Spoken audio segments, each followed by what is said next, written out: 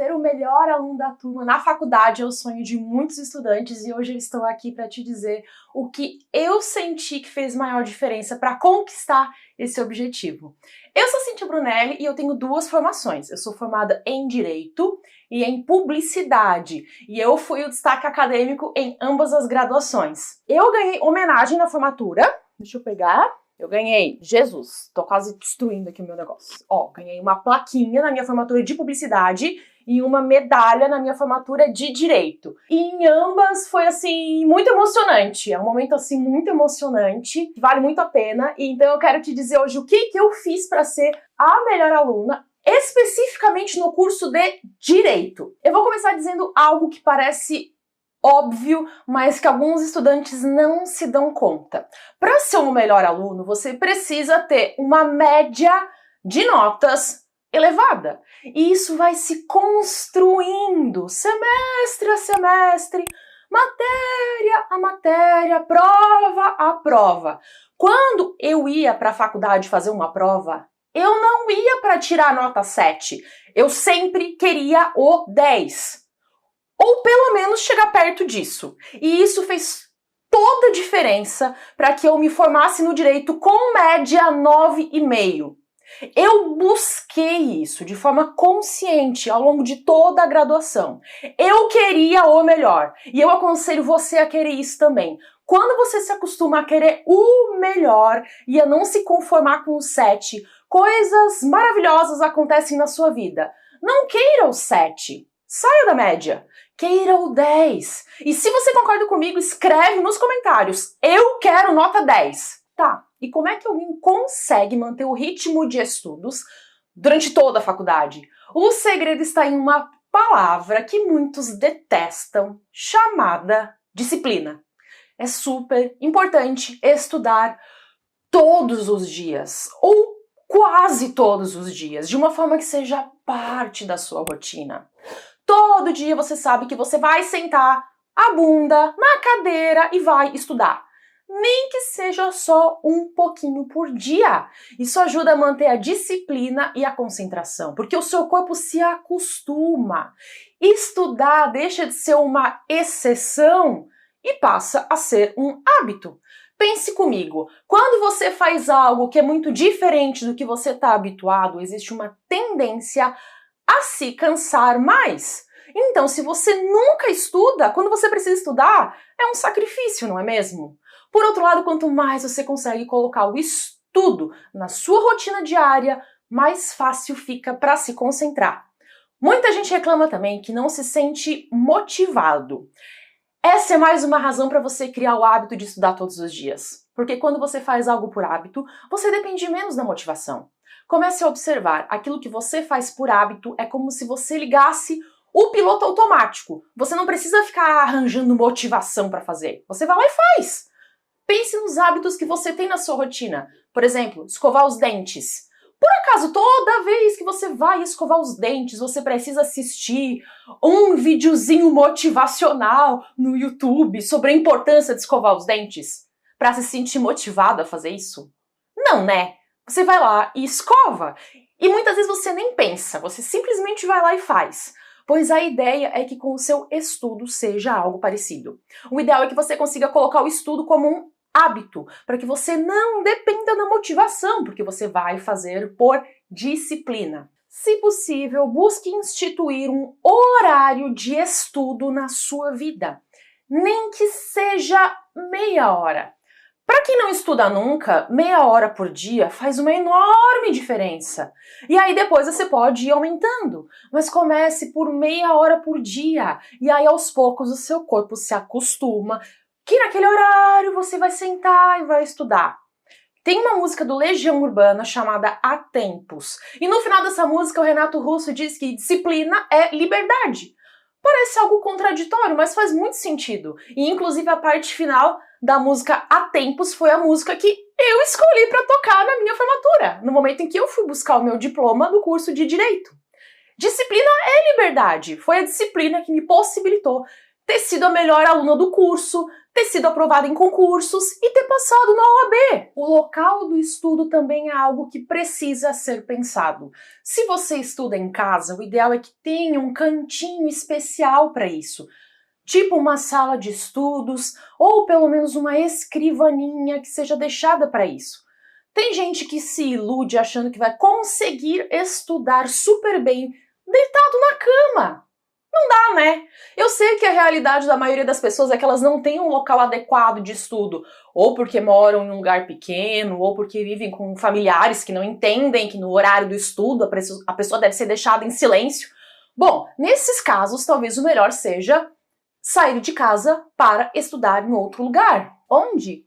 Aqui você precisa pensar em algo de acordo com a sua realidade. No meu caso, houve um período em que eu percebi que eu não conseguia estudar em casa devido ao barulho extremo, especialmente assim da vizinhança, e aí eu optei por ir todos os dias na biblioteca. Eu fiz isso por vários meses. Sair de casa também é uma boa quando você não consegue separar as coisas. Porque em casa todo mundo tem mil afazeres e você também deve ter os seus, né? Então assim, trocando de ambiente, você se desliga das coisas que devem ser feitas em casa e deixa aquele tempo só para estudar. Como eu disse, você precisa pensar em algum lugar que esteja de acordo com a sua realidade. Pense em algum lugar que você poderia ir para estudar. Busque a solução. Você também precisa estar atento a situações que tirem a sua concentração. Tem gente que há 72 anos diz que vai estudar, mas só fica mexendo no celular. No meu caso, o celular sempre foi um grande inimigo da minha concentração. Eu sou daquele tipo que não pode nem ver a notificação do WhatsApp porque eu já quero abrir para ver o que é. Então, se eu preciso me concentrar para fazer alguma coisa, o celular precisa estar fora do meu campo de visão. Se isso também acontece com você, deixa o celular no silencioso e guardado longe enquanto você está estudando. Só de escutar o barulho da notificação você já sai do estado de concentração e então o celular precisa estar no silencioso. E se você usa o celular para estudar, então o mínimo que você precisa fazer é desabilitar todas as notificações dos aplicativos que possam te distrair.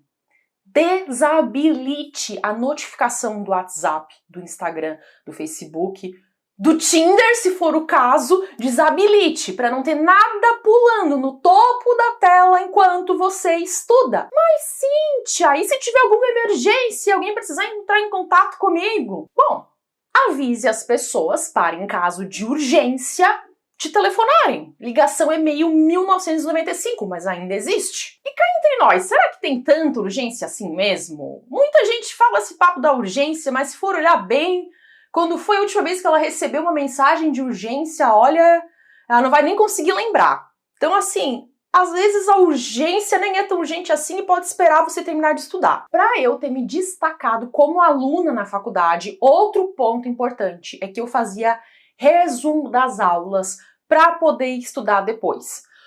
Muita gente me pergunta se realmente vale a pena fazer resumo das aulas. Aqui vai depender de como é o seu perfil.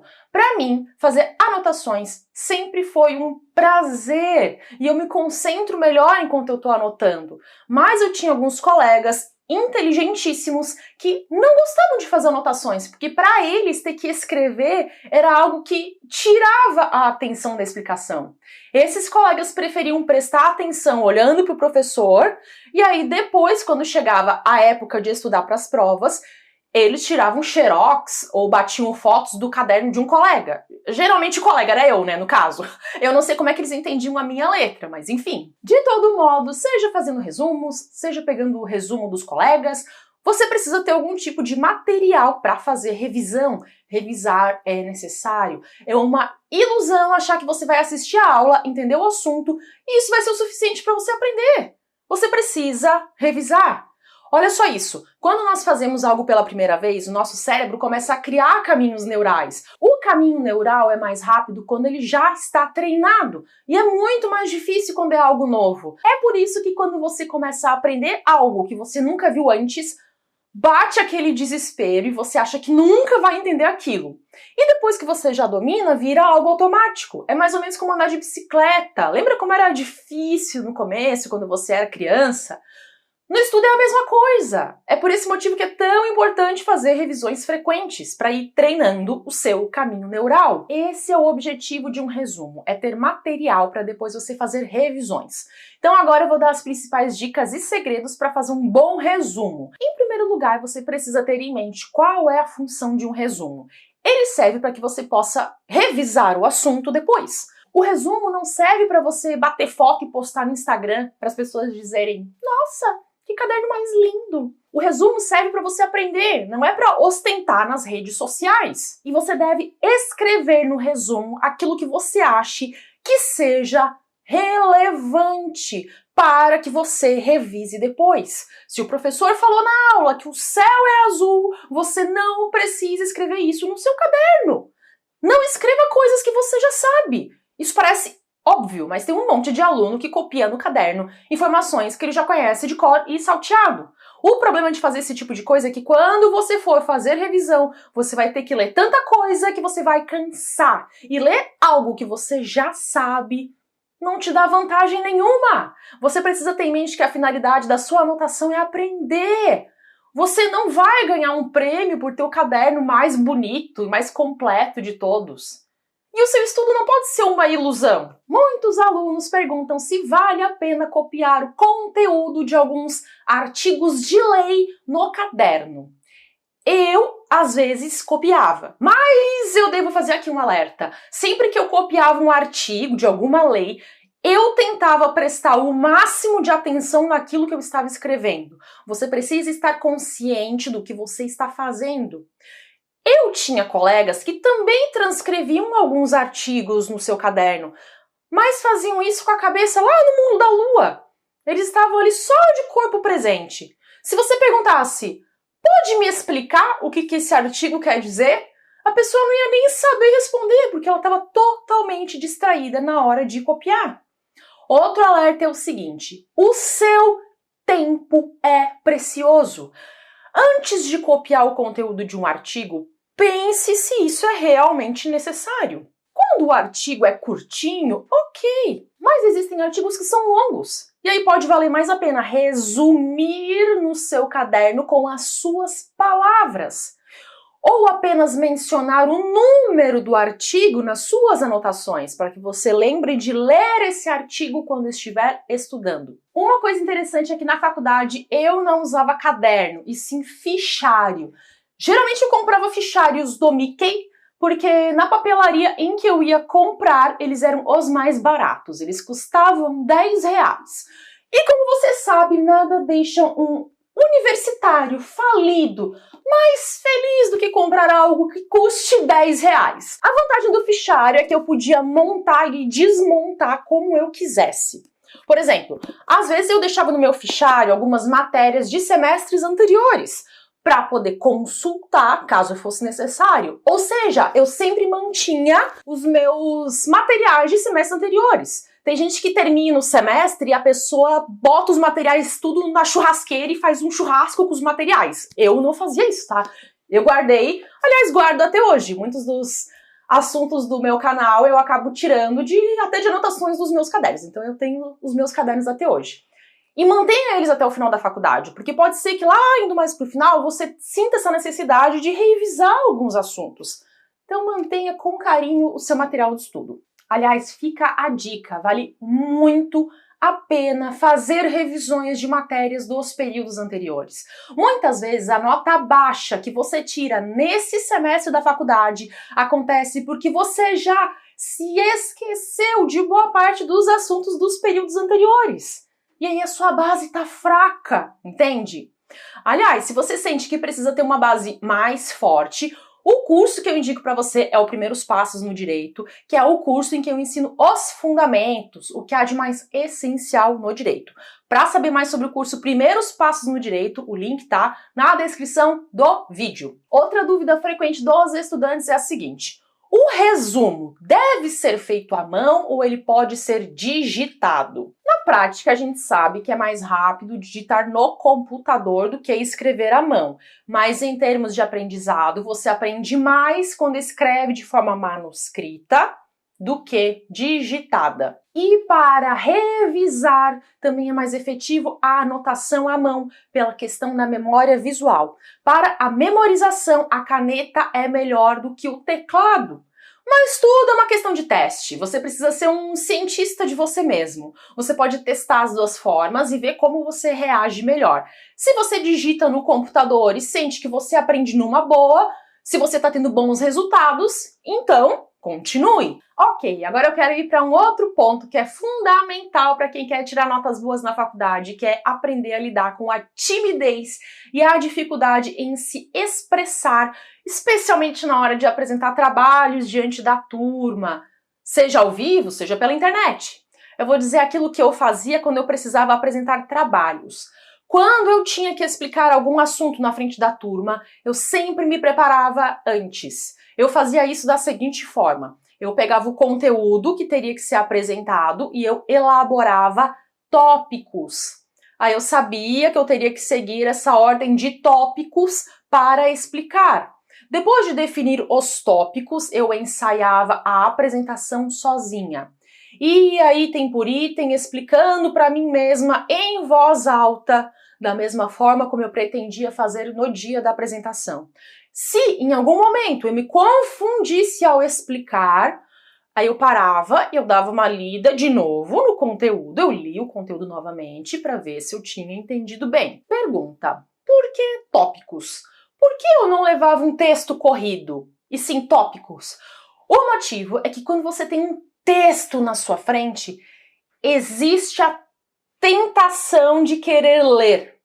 E não existe nada mais chato do que alguém que fica lendo na frente da turma.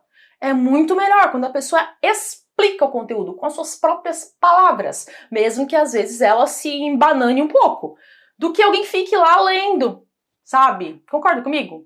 Outra pergunta: pode fazer slides? Dá para usar o PowerPoint? No meu ponto de vista, dá. Mas você não pode encher o slide de texto, senão você vai ser que nem aquele professor chato que fez doutorado em PowerPoint. Sim, eu sei que você tem um professor desses, todo mundo tem. O duro é conseguir ficar acordado numa aula dessas, então não faça isso. Coloca tópicos. O slide deve ser utilizado apenas para situar sobre o assunto que está sendo tratado. O ideal é que no slide você coloque somente tópicos, de preferência curtos, poucas linhas. Aqui vale a ressalva que eu fiz agora há pouco. Se você colocar um monte de texto no PowerPoint, vai se tornar cansativo para quem está assistindo. É melhor escrever pouco no slide e deixar para explicar o assunto com as suas palavras. Outro ponto que atrapalha na hora da explicação é o nervosismo. Quase todo mundo fica um pouquinho nervoso quando está na frente da turma. Eu também ficava. A minha dica é: quando está chegando a sua hora de ir lá na frente explicar, comece a prestar atenção na sua respiração. Não deixe a sua respiração ficar muito rápida e superficial.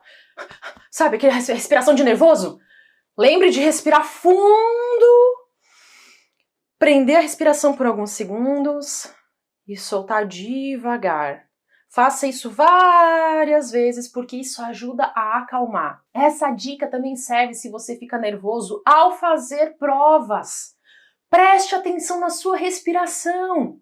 Respira fundo, prender a respiração uns segundos e soltar bem devagar.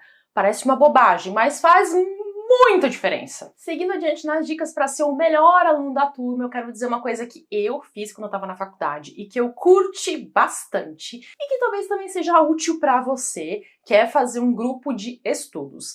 Na minha época de faculdade, o meu grupo de estudos era presencial, mas hoje em dia é plenamente possível fazer as reuniões pelo Zoom, ou pelo WhatsApp, ou outro aplicativo. Então você pode fazer as reuniões do grupo de estudos pela internet. E quais são os segredos para que um grupo de estudos dê certo? O primeiro ponto que deve ser levado em conta é que o ideal é que o grupo não tenha muita gente, senão a tendência é virar bagunça. Quanto mais gente na reunião, maior vai ser a probabilidade de que ele acabe se dispersando. No meu caso, geralmente o grupo era formado por 5 pessoas. No caso, eu e mais 4 colegas, que eram as minhas melhores amigas da faculdade. Karina, Débora, Tati e Renata. E como você vai conduzir o grupo de estudos? Existem várias formas. No meu caso, era feito mais ou menos assim. Uns dias antes, a gente combinava a data para o grupo se reunir e a gente decidia qual assunto seria tratado. Por exemplo, vamos estudar controle de constitucionalidade. Então, no dia marcado, a gente se reunia e eu ia explicando os pontos principais da matéria. Por que eu? Porque eu gosto de explicar os assuntos, caso ainda não tenha percebido. Aliás, tanto eu gosto que eu fiz esse canal no YouTube. Eu conduzia o grupo e eu ia levantando os pontos principais da matéria e as amigas iam complementando com aquilo que cada uma sabia também. E daí virava um bate-papo sobre o assunto. Esse é um jeito de fazer o grupo de estudos. Uma pessoa explica o assunto e as outras complementam com aquilo que esteja faltando. Já o meu pai, quando estudava direito, fazia diferente. Eu já comentei em alguns vídeos que o meu pai entrou no direito depois dos 40 anos. E quando ele foi estudar para o exame da OAB, ele também fez grupo de estudos com 4 colegas. No caso deles, era feito de um jeito diferente. Eles marcavam o dia do grupo de estudos e cada colega ficava responsável por estudar um ponto específico para explicar para os demais. Aí, no dia da reunião, cada um dava uma aula para os demais sobre o assunto que tinha estudado. Esse é um jeito interessante também.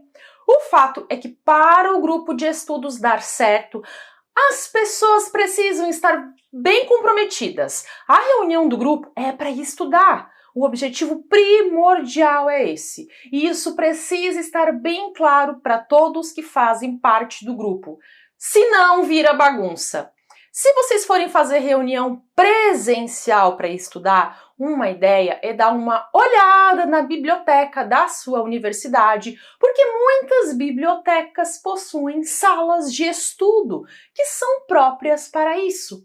Vale a pena dar uma conferida. Eu não sei como está a situação da pandemia onde você mora, eu não sei se as bibliotecas estão abrindo. Eu estou dando aqui a sugestão e aí você analisa se tem viabilidade dentro das condições atuais de onde você mora, tá bem? E se vocês quiserem, também tem a opção de fazer a reunião pela internet, pelo Zoom, pelo WhatsApp ou por outro aplicativo. É super possível também. E a periodicidade? De quanto em quanto tempo vocês devem se reunir? Isso é o que vai depender da disponibilidade de vocês. Eu e as meninas vivíamos falando que a gente devia marcar um dia fixo na semana para ser o dia do grupo de estudos, mas na prática a gente deixava para combinar só quando tinha prova.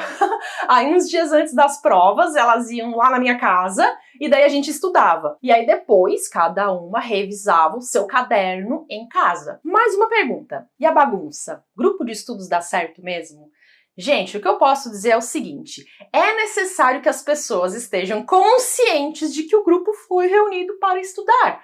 Como os indivíduos do grupo geralmente são amigos, existe uma tendência a se dispersar com conversas de outras coisas. Então é importante que alguém lembre de trazer o grupo de volta. Olhar para todo mundo e dizer, gente, volta! Foco! No nosso grupo, a gente costumava fazer mais ou menos assim. Primeiro nós estudávamos o que havia sido combinado. Debatíamos a matéria. Aí, quando acabava o estudo, a gente fazia pipoca e brigadeiro e botava as fofocas em dia.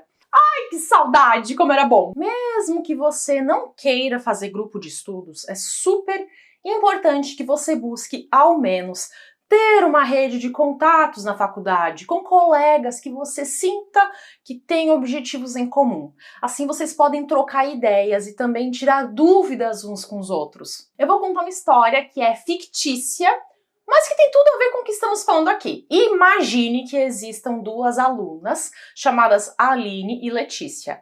Elas eram colegas de sala E ambas eram inteligentes e dedicadas. As duas tinham bastante coisa em comum.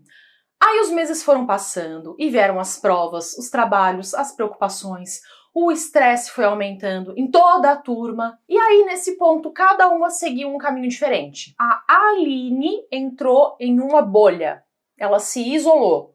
Ela estudava sozinha, ela não interagia mais com os colegas, ela não pedia ajuda de ninguém, mesmo quando estava passando por alguma dificuldade. Enquanto isso, a Letícia observou quais eram os colegas com quem ela tinha maior afinidade e buscou se aproximar. Ela e esses colegas conversavam sobre as matérias, trocavam experiências, emprestavam livros uns aos outros, faziam grupos de estudo, trocavam desabafos. O resultado é que no final do semestre, a Aline, que tinha ficado numa bolha, estava estressadíssima e pensando em trancar o curso. Enquanto isso, a Letícia, que buscou se aproximar dos colegas, conseguiu tirar notas boas e estava feliz. A verdade é que juntos nós vamos muito mais longe.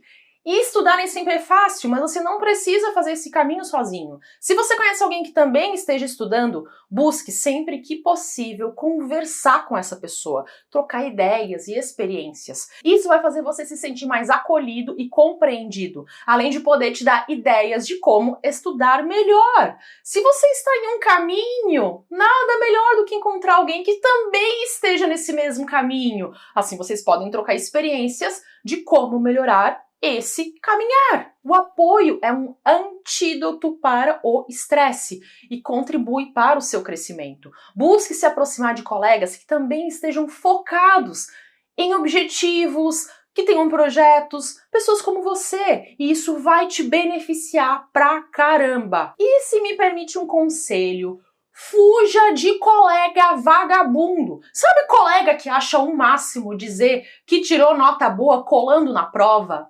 Ou colega que compra trabalho pronto? Não queira proximidade com gente que não quer nada com nada. Busque pessoas que querem ser algo na vida e que corram atrás disso. Assim vocês podem realmente ter uma troca, que seja algo benéfico. Um ajudando o outro. Esse período da faculdade passa muito rápido, então busque tirar o melhor proveito. Faça com que a sua graduação seja realmente proveitosa. Aprenda o máximo possível. Eu quero contar uma história. Uma vez, quando eu estava no último ano da faculdade, a nossa turma estava comentando sobre como aquele ano estava sendo difícil de terminar. E aí o nosso professor de direito tributário disse assim: vocês sabem, na minha opinião, qual é o semestre mais difícil? E nós, não, qual é? E ele respondeu: é o primeiro, depois que vocês se formam. Aí ficou aquele silêncio mortal na turma. E o tal professor estava coberto de razão. Para muitos é super difícil concluir a graduação, porque eles passam 5 anos da faculdade e depois percebem que não chegaram a lugar nenhum, porque não souberam aproveitar a jornada, não estudaram o suficiente. Então o que eu tenho para te dizer é: aproveite a jornada, faça a melhor jornada possível, queira, sim, ser o melhor aluno da turma. Não queira o 7, saia da média, queira o 10. A sua formatura vai ser uma vitória muito mais celebrada, porque você vai saber tudo que você teve que enfrentar para chegar até aquele dia e você vai saber que você deu o seu melhor e o universo vai te recompensar. Como eu disse no começo do vídeo, para ser o melhor aluno, você precisa ter uma média de notas elevada e isso vai se construindo semestre a semestre, matéria a matéria, prova a prova. E tudo começa na base, lá nos primeiros semestres. Se a sua base for fraca, é muito mais difícil manter um bom desempenho ao longo da graduação. E no meu curso Primeiros Passos no Direito, eu te ensino a base, os fundamentos, o que há de mais essencial no direito. O link está na descrição desse vídeo. O valor está com preço promocional e pode ser parcelado em até 12 vezes. Se você já sentiu que talvez a sua base não esteja tão forte assim, então não perca mais tempo e assista logo ao curso Primeiros Passos no Direito. Ele é a opção ideal para quem já está exausto por achar o direito difícil de entender. É para você que sente que tudo parece muito confuso ou complicado demais, porque você já percebeu que os textos e os livros de direito costumam ter um vocabulário que é de difícil compreensão para quem está começando. Você que sente que os livros e as aulas são complicados de assimilar e talvez até já tenha notado que os próprios professores das faculdades às vezes não sabem explicar tão bem. Eu sei como é isso e é por isso que eu te convido a assistir ao curso Primeiros Passos no Direito. Todo o seu poder de decisão está no seu dedo, então clique no link abaixo desse vídeo porque você vai se surpreender por perceber que o direito pode estar ao alcance da sua compreensão. É extremamente acessível você ampliar o seu horizonte jurídico. E se você por qualquer motivo não quiser mais o curso, existe um prazo de garantia de 7 dias para pedir devolução. Você faz o pedido de forma automática dentro da própria plataforma e o valor vai ser devolvido sem nenhum questionamento. Eu me dediquei em entregar o melhor curso, então eu fico muito tranquila porque eu acredito que você vai gostar do resultado. Ao invés de continuar se sentindo confuso, você vai começar a compreender claramente os fundamentos do direito. Tem gente que fica 5 anos na faculdade, se forma em direito e não consegue sequer a aprovação no exame da OAB, o que sinaliza que talvez não tenham aprendido o suficiente. E tudo começa com uma boa base. O que vai custar não ter os primeiros passos no direito é não conseguir entender a essência do direito. Se você chegou até aqui, as chances são de que você está pensando em dar esse passo e agarrar a chance de mergulhar no universo jurídico. O que você precisa fazer agora é muito simples. É clicar no link que vai estar disponível para você na descrição desse vídeo e se inscrever. Você também pode acessar o meu site cintiabrunelli.com.br. São mais de 10 horas de aula e eu te digo, você vai amar. Se você gostou do livro Introdução ao Mundo do Direito, então você vai amar o curso Primeiros Passos no Direito, porque ele é muito mais completo. E se você estiver com dúvidas se deve ou não entrar no curso, saiba que também não tem problema nenhum. O Primeiros Passos no Direito é um material aprofundado para aqueles que estão prontos para dar um passo além. E eu prefiro que você tenha certeza que você quer mesmo entender o direito, porque eu gosto de ter alunos comprometidos com a sua evolução. A compreensão do universo jurídico está te esperando. E você é capaz, está ao seu alcance. Desejo bons estudos para você realizar todos os seus sonhos. Até!